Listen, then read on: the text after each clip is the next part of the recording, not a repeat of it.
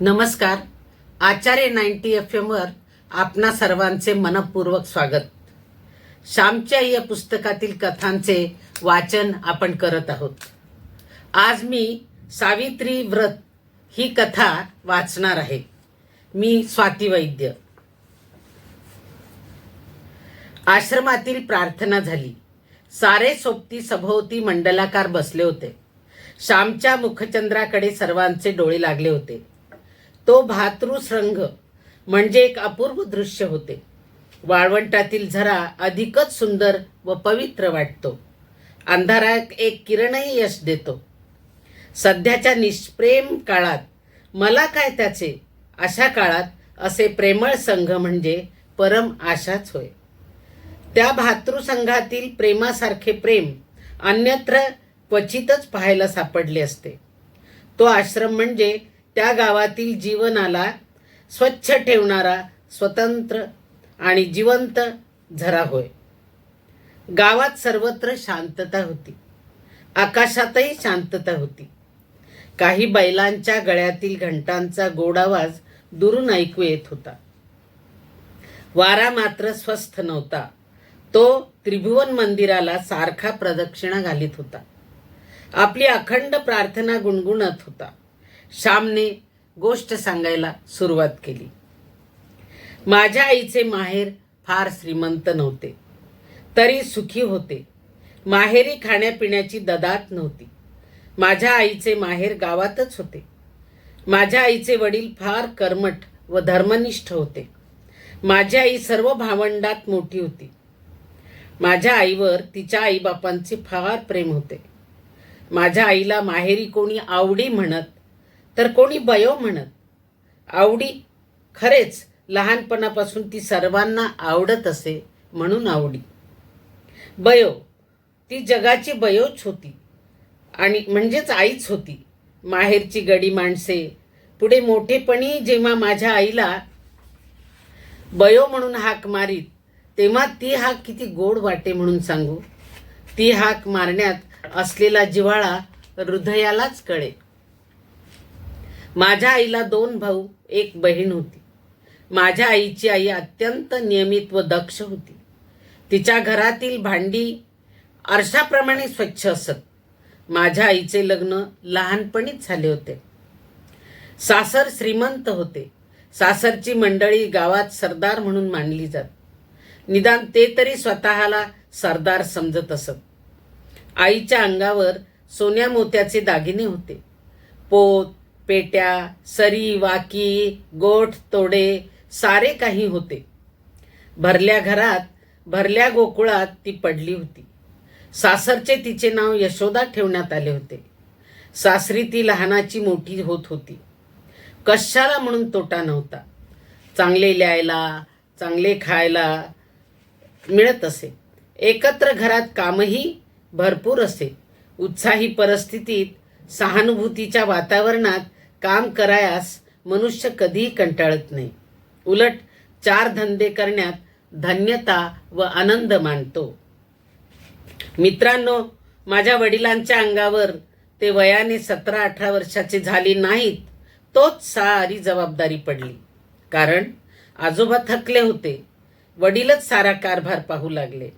देवघेव तेच पाहत असत. आम्ही आमच्या वडिलास भाऊ म्हणून असू. लोक त्यांना मात्र भाऊराव असे म्हणत.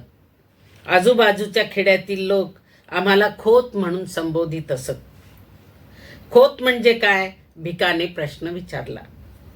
श्याम म्हणाला, खोत म्हणजे गावचा ठरीव शेतसारा वसूल करून सरकारकडे पाठविणारा बिनपगारी दलाल. त्याला काही मिळत नाही का, रामने विचारले. हो, मिळते तर. सरकारी शेतसाऱ्याच्या जवळजवळ 1/4 हिस्सा खोताला फायदा असतो. खोत गावातील पिकांची आभावणी करतो. लोक पिकांचा अंदाज करतो. याला पीक धरणे असे म्हणतात. एखाद्या शेतात पीक चांगले नसले तरी ते चांगले लावले जाते. लोकांना वसूल दिला नाही तर सरकारी मदत मिळते व मग जप्ती प्रकरणे होतात. ठरल्या वेळी खोत्याने शेतसाऱ्याचे हप्ते वसूल दिला नाही तर त्याला पदारचे पैसे देऊन ते भरावे लागते.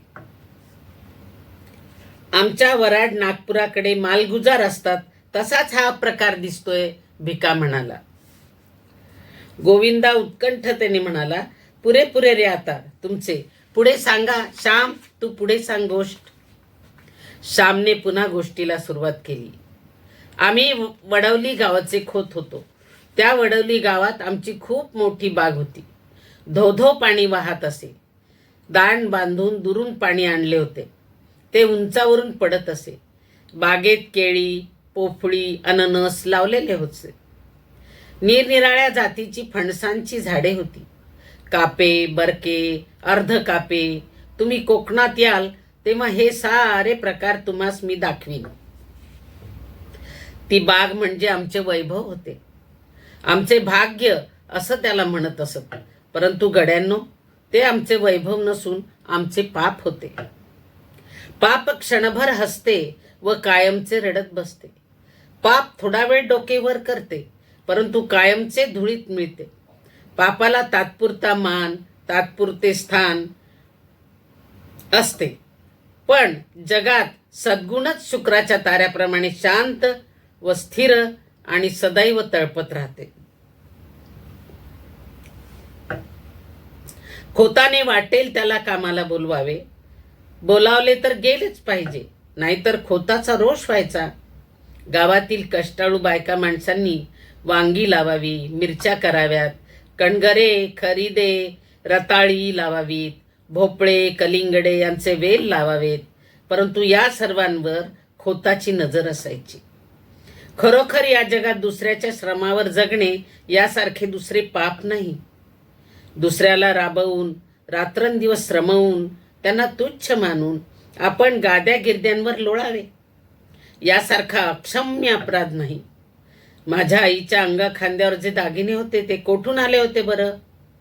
पाणीदार मोत्यांची नथ, खेड्यातील गरीब बायकांच्या डोळ्यातील मोत्यांसारख्या मुलांच्या अश्रूंची ती बनलेली होती. त्या गरीब लोकांच्या सोन्यासारख्या मुलांच्या तोंडावरील हास्य व अंगावरील बाळसे आणि तजेला हिरावून आणून माझ्या आईला सोन्याचे गोड तोडे करण्यात आले होते. परमेश्वराला हे सत्य माझ्या आईला पटवून द्यायचे होते. तो माझ्या आईला जागे करणार होता. माझे वडील स्वभावाने दुष्ट होते अशातला भाग नाही, परंतु पूर्वजांची प्रथा त्यांनी चालू ठेवली. खोताच्या अवास्तव अधिकाराचा त्यांना अभिमान वाटे. कोणी ऐकले नाही तर त्यांना वाटे हे कुणबट माजले. कुणब्याला कुणबट म्हणायचे व महाराला महारडा म्हणायचे, अशी ही पद्धत ठरलेली असे. असे म्हणताना आपणच माजलो आहोत, सत्तांध झालो आहोत, हे यांच्या लक्षातही येत नसे. वडिलांच्या हातात नवीनच कारभार आलेला, तथापि त्यांना फारसा अनुभव आला नव्हता. खोतपणाच्या तोऱ्यात एखाद्या वेळेस वाटल ते बोलून जात व अनेकांची मना दुखवली जात. पूर्वजांची पापे होतीच. पाप किंवा पुण्य काही मरत नाही. जगात काही फुकट जात नाही. जे पेराल ते पिकेलच, जे लावाल तेच फोफावेल, फळेल. एकदा काय झाले, ती औसेची रात्र होती. भाऊ वडवलीस गेले होते. सकाळी 8 वाजता ते त्या गावी जाऊन पोहोचले. आज गावाला जाऊ नका, आज अवस आहे वगैरे घरातील मंडळींनी त्यांना सांगितले. परंतु भाऊ म्हणाले, कसली अवसनी, कसला शनिवार, जे व्हायचे ते होणारच. प्रत्येक दिवस पवित्रच असतो. प्रत्येक दिवस देवाच्या घरूनच येतो. ते वाडवलीस गेले. दिवसभर तिथेच राहिले. 3 सांजा झाल्या व ते घरात परत निघाले. घोरोब्याच्या एका म्हातारबाईंनी सांगितले की, भाऊ दादा, 3 सांजा म्हणजे दैत्याची वेळ. यावेळेस जाऊ नको रे तू. त्यातून औसेची काळरात्र आहे. बाहेर अंधार पडेल. तुम्ही नाल्याजवळ जाल तोच अंधार होईल. येथेच वस्तीला राहा. कोंबड्याला उठून थंड वेळेस जा. भाऊंनी ते ऐकले नाही. ते म्हणाले, म्हातारे, अगं पायाखालची वाट आहे. झाली रात्र म्हणून काय झाले, मी झपाझप जाईन. दूध काढतात तो घरी पोहोचेल. भाऊ निघाले. बरोबर गडी होता. त्या म्हातारीचा शब्द जाऊ नका सांगत होता. फळणारी पापे चल राहू नको म्हणत होती. गावातील लोकांनी निरोप दिला. एक जण भेसूर हसला. काहींनी एकमेकांकडे पाहिले. भाऊ व गडी निघाले. अंधार पडू लागला. परमेश्वराचे, संतांचे व सतीचे अश्रू चमकू लागले. वडवली गावापासून 1.5 कोसावर एक पर्या होता. पावसाळ्यात त्याला उतार होत नसे. तो पर्या खोल दरीतून वाहत होता. त्याच्या आजूबाजूस किर्र झाडी होती. त्या झाडीत वाघ सुद्धा असे. तेथून दिवसाढवळ्या जावयासवी नवशिक्यास भय वाटे. परंतु भाऊ निर्भयपणे जात होते. त्यांना भीती माहीतच नव्हती. भूते खेते, जीव जीवाणू कसलेच भय त्यांना वाटत नसे. भाऊ दरीजवळ आले. एकदम शिळ वाजली. भाऊ जरा चपापले. पाप हे भित्रे असते. झुडपातून अंगाला काव फासलेले मांग बाहेर आले. भाऊरावांच्या पाठीत सोट्या बसला. त्या सरशी ते मटकन खाली बसले. झटकन गडी पळत गेला. भाऊंना खाली पाडण्यात आले. मांगाच्या हातातील सुरे चमकत होते. भाऊंच्या छातीवर मांग बसला. चर चर चर मान चिरायची ती वेळ होती. करंदीच्या जाळीत रातकिडे ओरडत होते. शेजारच्या भवनातून एक भुजंग फुत्कार करीत सणकन निघून गेला. मांगाचे तिकडे लक्ष नव्हते. इतक्यात एका म्हातारीने ओरड केली. अरे बामणाला मारले, खोताला मारले रे, धावा धावा. ते मांगही जरा घाबरले. भाऊ त्या मांगांना म्हणाले, नका रे मला मारू. मी तुमचे काय केले आहे? सोडा मला. ही अंगठी घ्या, हे सल्लेजोडी घ्या, हे 100 रुपये घ्या, पण मला सोडा. दीनवाणीपणाने त्या मांगांना ते विनवीत होते. म्हातारीच्या ओरडण्याने कोणीतरी येत आहे असे दिसले. कोणाची तरी चाहूल लागली. मांगांनी त्या अंगठ्या, ती सल्लेजोडी, ते 100 रुपये घेतले व त्यांनी पोबारा केला. ते मांग काही खरेखुरे खुनी नव्हते. या कामात मुरलेले तर अजिबात नव्हते. पण दारिद्र्यामुळे हे घोर कर्म करावयास ते प्रवृत्त झाले होते. त्या क्रूर कर्मांच्या मुळाशीही दया होती, प्रेम होते. स्वतःच्या मुलाबाळांच्या प्रेमाने त्यांची खाखा दूर व्हावी म्हणून ते मांग तो खून करू पाहत होते.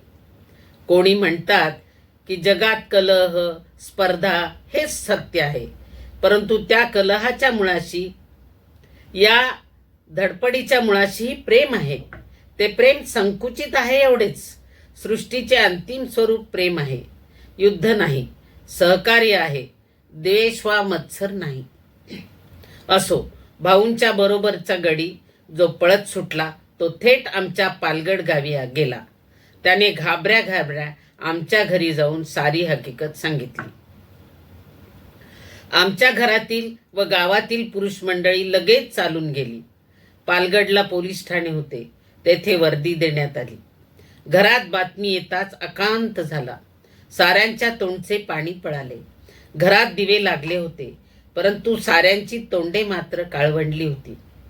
कसचे खाणे नि कसचे पिणे, तेथे तर प्राणाशी प्रसंग होता. त्यावेळेस आम्ही कोणी झालेलो नव्हतो. आईला समजू लागले होते. बायकांना लवकर समजू लागते. माझी आई ती सारी कथा आम्हाला सांगे. आई देवाजवळ गेली. निर्वाणीचा तोच एक सखा असतो नाही का? देवाजवळ जाऊन आईने पदर पसरला. ती म्हणाली, देवा नारायणा, तुला माझी चिंता, तुला सारी काळजी. आई जगदंबे, तुझी मी मुलगी, मला पदरात घे. माझे कुंकू राख, माझे चुडे अभंग ठेव, माझे सौभाग्य. नको आई, आई, त्या कुऱ्हाड नको पडू देऊ ग त्यांच्यावर. मी आता काय करू? कोणते व्रत घेऊ? देवा, माझी करुणा येऊ दे तुला. तू करुणेचा सागर आहेस. येऊ दे ओ माझे पती सुखरूप घरी. पाहीन त्यांना डोळे भरून. नांदू तुझ्या आशीर्वाद सुखाने जन्मभर. मला दुसरे काही नको. नको थे दागिने, नको ती मोठी वस्त्रे. कशाला मेली ती खोती? नको मला ती खोतगिरी. काही नको. पती हाच माझा दागिना. तेवढा दे रे माझा परत देवा. असे म्हणून आई देवासमोर विनवू लागली आणि रडू लागली. आईने देवाला आळविले, प्रार्थिले, परंतु नुसती प्रार्थना काय कामाची? प्रत्येक गोष्टीत त्याग पाहिजे, व्रत पाहिजे. माझ्या आईने या रात्री सावित्रीचे व्रत घेतले. मित्रांनो, जीवनाच्या कठीण प्रसंगी धीर द्यावयास भारताच्या इतिहासात कितीतरी दिव्य स्त्री पुरुष रत्ने आहेत. राम आहे, हरिश्चंद्र आहे, सीता आहे, सावित्री आहे. तुम्ही इतिहासात लिहा किंवा लिहू नका, सावित्री अमर आहे. स्त्रियांना सदैव ती धीर देईल, मृत्यूशी झगडण्याचे धैर्य देईल. मनुष्याचा पवित्र व निर्मळ निश्चय मरणाजवळ झगडण्यासही बळ देते. माझ्या आईचे सौभाग्य आले. भाऊ घरी आले. त्या वर्षापासून आई सावित्रीचे व्रत करी. दरवर्षी ज्येष्ठी पुनवण्याच्या आधी 2 दिवस ती उपवासाला सुरुवात करी. घेतलेले व्रत कधी सोडता येत नाही. या व्रतात वटपूजा करायची असते. आकाशाला कवटाळू पाहणाऱ्या चिरंजीव अक्षय वटाची पूजा करून अक्षय सौभाग्य मिळविण्याचे. वटवृक्षाप्रमाणे कुळ वाढो, ते जगाला छाया देव, आधार देव. वटवृक्ष उंच वर जाऊन जणू स्वशरीराने देवाच्या पायाला स्पर्श करतो. त्याप्रमाणे कुळालाही वर जाण्याची, उन्नत होण्याची सदैव इच्छा असो. वटवृक्षास अनेक पारंब्या व तणावे फुटतात.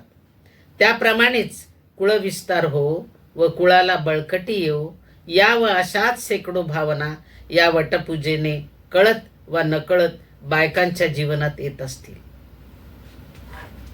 सावित्री व्रताचे दिवस जवळ येत चालले म्हणजे माझी आई गंभीर होत असे. मी त्या संबंधीचीच एक आठवण सांगणार आहे. आतापर्यंतची ही प्रस्तावनाच होती. त्यावेळेस मी 8-9 वर्षाचा असेल. सावित्री व्रताला आरंभ होणार होता. माझी आई हिवतापाने आजारी होती. हिवताप सारखा तिच्या पाठीस लागला होता. या व्रतात 3 दिवस वडाला 108 प्रदक्षिणा घालायच्या असतात. आईला जरा चालले तरी घेरी येत होती. आईने श्याम अशी हाक मारली. मी आईजवळ गेलो व विचारले, काय ग आई, काय होते आहे? पाय चेपून देऊ का? आई म्हणाली, पाय नको रे चेपायला, मेले रोज चेपायचे तरी किती? ते तू सुद्धा कंटाळला असशील हो, पण मी तरी काय करू रे? आईचे ते करुण शब्द ऐकून मला वाईट वाटले. मी रडू लागलो. आई पुन्हा म्हणाली, श्याम, तू दिवसभर काम करून दमतोस हो, पण उद्यापासून तुला आणखीन एक काम 3 दिवस करायला सांगणार आहे. करशील ना तू बाळ? कोणते काम आई? मी कधीतरी नाही म्हटले आहे का तुला? मी म्हटले. आई गहीवरून म्हणाली, नाही, तू कधी सुद्धा मला नाही म्हणत नाहीस. हे बघ, उद्यापासून वटसावित्रीचे व्रत सुरू होईल. मला वडाला 108 प्रदक्षिणा घालता येणार नाही. मला भोवळ येईल. कसे तरी पारावर तुझा हात धरून जाईन, पूजा करीन, 3 प्रदक्षिणा घालीन. बाकीच्या प्रदक्षिणा तू घाल हो श्याम. असे म्हणून आईने माझा हात आपल्या हातात घेतला. प्रेमळ व करुण अशा दृष्टीने तिने माझ्याकडे पाहिले. आई, माझ्या प्रदक्षिणा कशा ग चालतील? मी विचारले. चालतील हो बाळ, देवाला डोळे आहेत. देव काही मेला नाही, त्याला सारे समजते, कळते. तू म्हणजे मीच नाही का? अरे, तू माझ्या पोटचा गोळा आहेस, माझाच जणू भाग आहेस, माझेच तू दुसरे रूप आहेस. तू प्रदक्षिणा घालशील त्या माझ्याच होतील. मी दुबळी आजारी आहे हे देवाला माहीत आहे. आईने स्पष्टीकरण दिले. पण मला बायका हसतील ना, मी नाही जाणार वडावर. शाळेत जाणारी मुले मला बघतील व शाळेत आहा अरे बायकोबा असे म्हणून माझी फजिती करतील. मला लाज वाटते आई, मी नाही जाणार. शिवाय शाळा बुडेल, मास्तर रागावतील, अशा अनेक सबबी मी आईला सांगू लागलो. आईची ती म्लान मुद्रा खिन्न झाली. ती म्हणाली, श्याम, आईचे काम कराव्यास कसली रे लाज? हे देवाचे काम.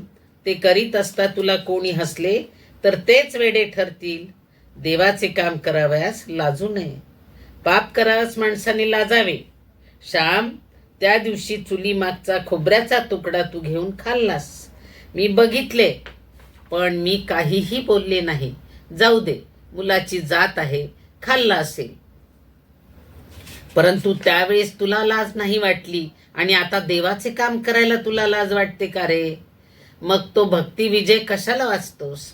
तो पांडव प्रताप कशाला वाचतोस? तुझा आवडता श्रीकृष्ण घोडे हाकी, धर्माघरची उष्टी काढी, काम करावयास, प्रदक्षिणा घालावयास तुला लाज वाटते का? नसलास जाणार तर मी जाईन हो. येऊन जाऊन काय होईल? मी भोवळ येऊन पडेन, मरेन, सुटेन. देवाजवळ तरी जाईल, परंतु श्याम तुमच्याचसाठी जगते रे, असे म्हणून आईने डोळ्यांना पदर लावला. आईचे शब्द माझ्या मनात खोल गेले. माझे हृदय विरघळले, पाझरले, पावन झाले. देवाचे काम कराव्यास लाजू नको. पाप करण्याची लाज धर. थोर शब्द, आजही ते शब्द मला आठवत आहेत. आजकाल या शब्दांची किती जरुरी आहे. देवाच्या कामाची, देशाच्या कामाची, भारत मातेच्या कामाची आम्हास लाज वाटते. परंतु वाईट पुस्तके वाचण्याची, वाईट सिनेमा पाहण्याची, तपकीर ओढण्याची, विडी सिगारेट ओढण्याची, सुपारी खाण्याची, चैन करण्यास आम्हाला लाज वाटत नाही. पुण्यकर्म, सत्कर्म करण्याची लाज वाटू लागली आहे व असत्कर्म करण्यात प्रौढी व संस्कृती येऊन राहिली आहे. फार वाईट परिस्थिती आहे ही. मी आईच्या पाया पडलो व म्हटले, आई जाईन हो मी. कोणी मला हसो, कोणी काही म्हणो, मी जाईन. पुंडलिक आई बापाची सेवा करून मोठा झाला, देवाला बांधून आणता झाला. तुझे काम करून मला तुझा व देवाचा लाडका होऊ दे. शाळेत मास्तर रागावले, त्यांनी मारले तरी चालेल. आई, तुला माझा राग आला होय? तुला वाईट वाटले ना? असे केविलवाणे मी तिला विचारले. नाही हो बाळ, मी तुझ्यावर कशी रागवेन? मला तुझ्यावर रागवता येत नाही हो श्याम, आई म्हणाली. गड्यांनो, मी घरी असलो व वटसावित्री जर आली असली तर वडाला प्रदक्षिणा घालण्यास मी नेहमी जात असे. माझ्या आईचे त्या दिवशीचे शब्द मी कधीही विसरणार नाहीत. पाप करताना लाज वाटू दे, चांगले काम करताना लाज नको वाटू दे. धन्यवाद.